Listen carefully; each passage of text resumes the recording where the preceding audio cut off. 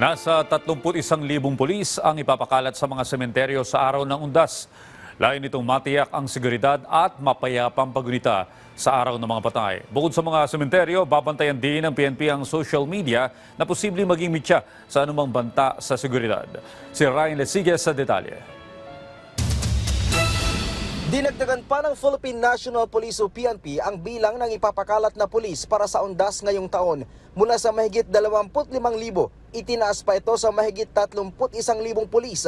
Ayon kay PNP spokesperson Police Brigadier General Randolph Tuanyo, bukod pa ito sa halos 30,000 force multiplier mula sa iba pang law enforcement group gaya ng PCG, AFP at iba pa. Kasamaan niya sa babantayan ng mga pulis ay ang mga sementeryo, columbarium, daloy ng trapiko at iba pang matataong lugar. Wala naman aniyang namomonitor na banta ang PNP para sa nalalapit na Undas. Pero magkaganon pa man ay magtataas sila ng full alert status isang araw bago ang Undas. Yung practicality halimbawa po ng pagkakandak ng checkpoints at iba pa. At ang bilin nating PNP na hindi po maapektuhan yung ating pong mga police operations po.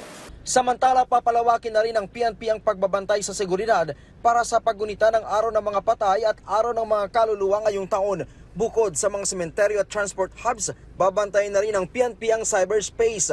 Kabilang sa tututukan ng PNP ang social media chatter at digital incident reports na maaaring maging mitsa ng anumang banta sa seguridad o misinformation. Kabilang sa mga pinatututukan ang pagtukoy at pagharang sa mga peking advisory, phishing messages at online scams na magpapanggap na magbibigay ng travel assistance o kaya cemetery services.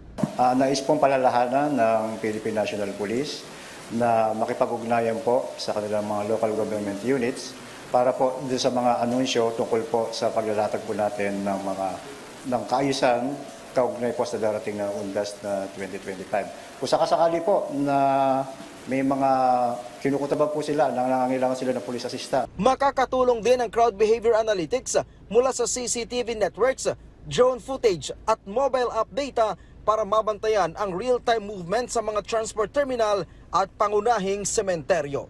Ryan Lesiges para sa Pambansang TV sa Bagong Pilipinas.